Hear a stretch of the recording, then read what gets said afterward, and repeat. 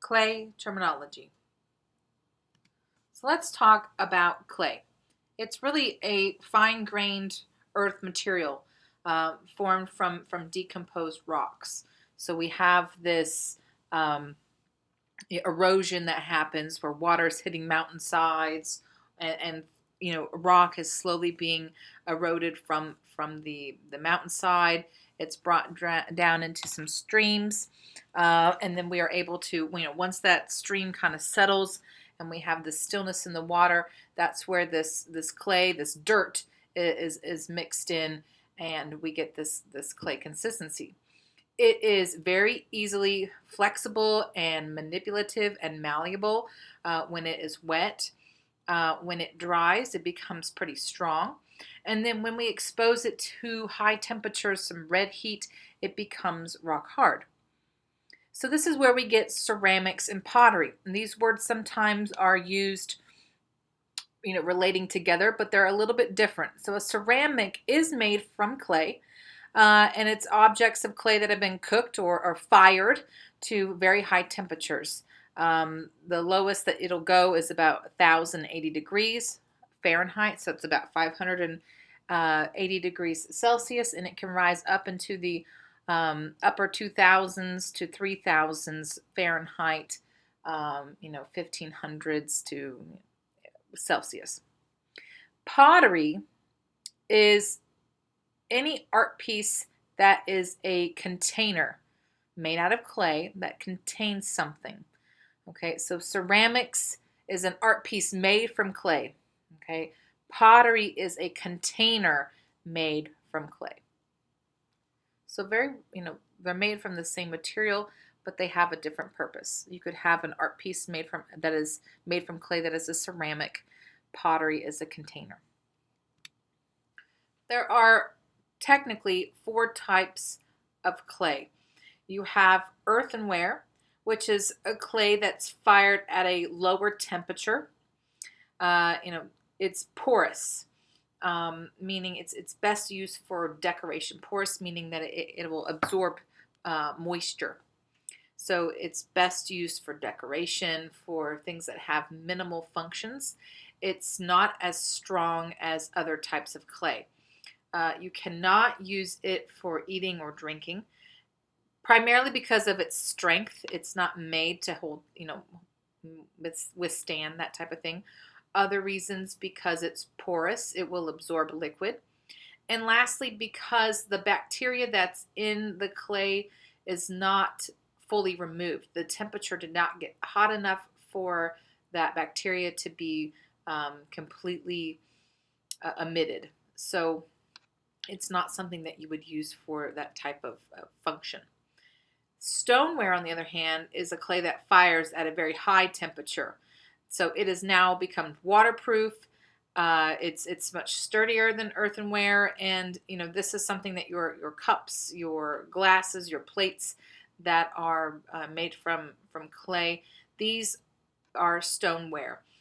They are fired at higher temperatures, which does fully remove that bacteria from the clay, and it makes it way stronger, way sturdier to use.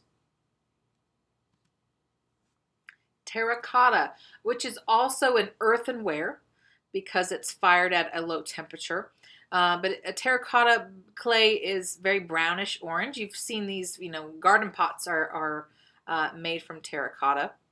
A lot of outdoor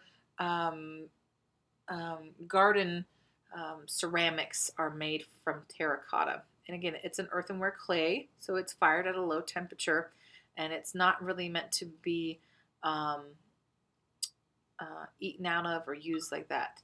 But if you look at, if you ever had a terracotta pot and you've put water in it, if you had a flower in it, you put water in it, you'll notice how the clay becomes, or not the clay, but the container becomes darker in color because it's porous and it is absorbing the water that you were, pouring in for the flower or whatever plant that you have inside of that.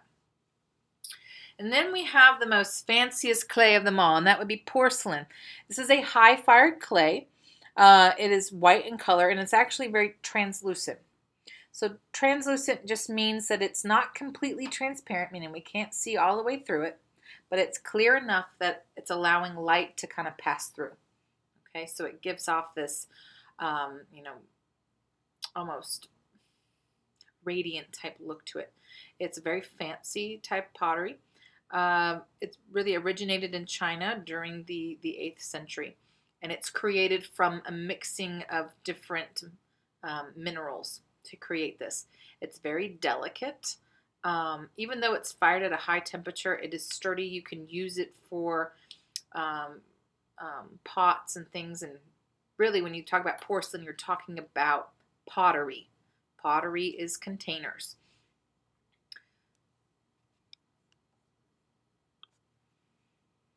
So when we are working with clay, we have some terminology that talks about the construction and processes.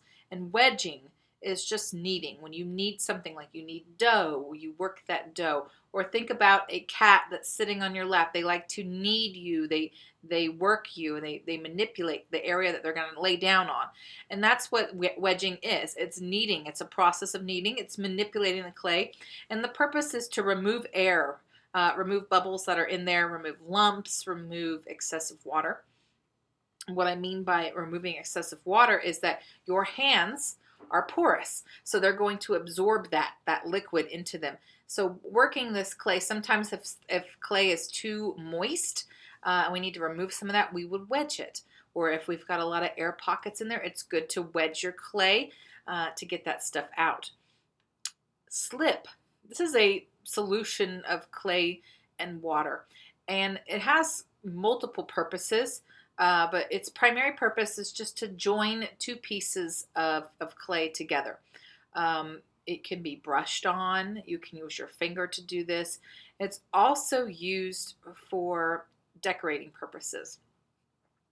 You can mix it with other minerals, add colored powder to it, and it creates what's called an underglaze. But its primary purpose is really to help join two pieces of clay together, to moor them together, put them together. Scoring is kind of goes hand in hand with slip.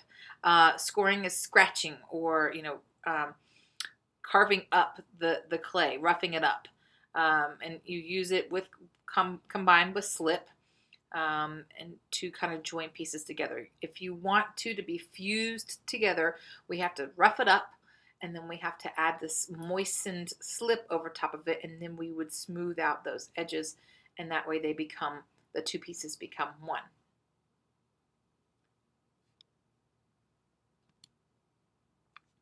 Now there's different types of building, of creating, and you've got two main types. We have a hand building, which is just any kind of construction process that's been done by hand.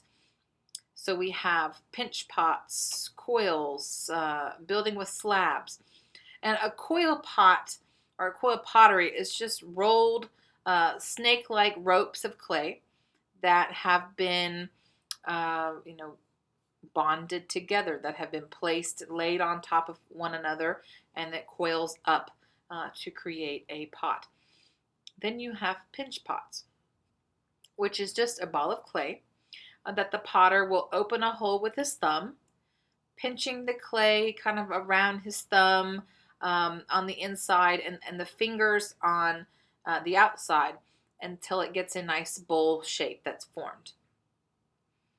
And the last type of kind of construction building would be a slab. So this is where you would take the clay, roll those sections of clay out, and then you would, a wet slab, the clay that's wet, can actually be draped over forms. So maybe you have a cylinder type form. You can just take this big piece of clay that you have, evenly rolled out, and just place it over top of that form. They can be cut into shapes. They can be joined together by scoring and the slip method. It's mostly successful. However, when you're trying to put these things together, when the clay is leather hard, it's not very moist, but it's still you can still manipulate it. It's harder to kind of form around a cylinder, but you can still kind of manipulate the clay at a leather hard stage.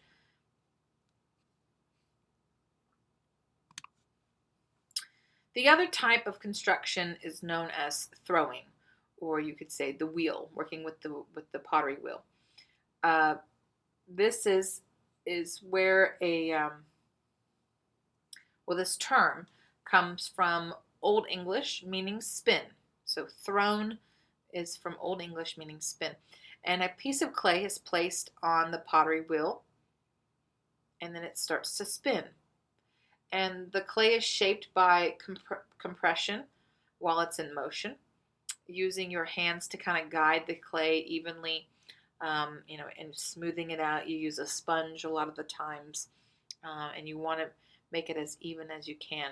It's a really fun process to do, but it can also be very difficult because you have to get that clay perfectly centered before you even start the whole process. Now, a lot of wheels that are, modern wheels are run by motors, but think about this, the throwing wheel has been used since the ancient eras.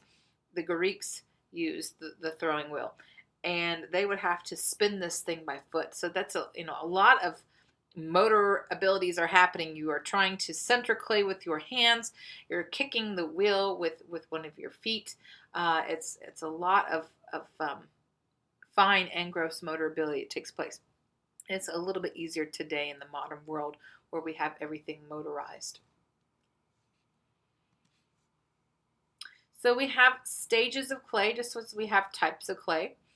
And a unfired clay, or what it means is a not cooked clay, clay that has not been cooked, is known as greenware. And there are 3 stages of greenware. The plastic stage, this is when clay is easily manipulated. This is when it, after it's been wedged, we're ready to start. It's bendable, it's flexible, it has a lot of moisture still inside of that clay. So when you start off with clay, it's at the plastic stage. Once you have created your piece, it's time to allow it to air dry, become leather hard. So it's still in a damp condition during the leather hard stage. It's too firm to kind of bend.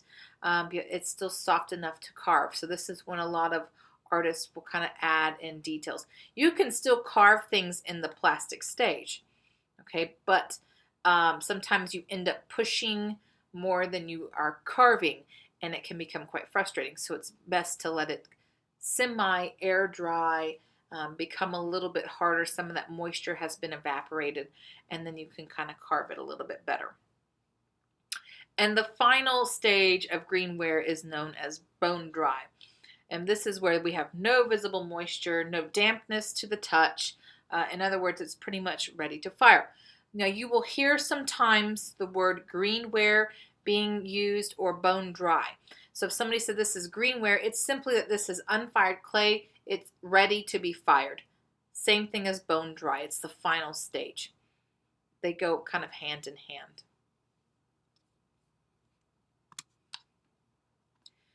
So when it's time to fire, you use what is known as a kiln. And this is simply a furnace or an oven in which the ceramics are essentially cooked. Kilns can be electric. They can be propane, coal, even wood can be used. And what happens is materials are used to heat the kiln. And sometimes these materials can affect the work. For instance, if you add wood ash to the kiln, it can actually build up on the surface of a piece and form its own glaze if it's at a high temperature. Because what's happening to it, it's liquefying. It's so hot that wood ash is now becoming a liquid form, and that's how it's becoming a glaze.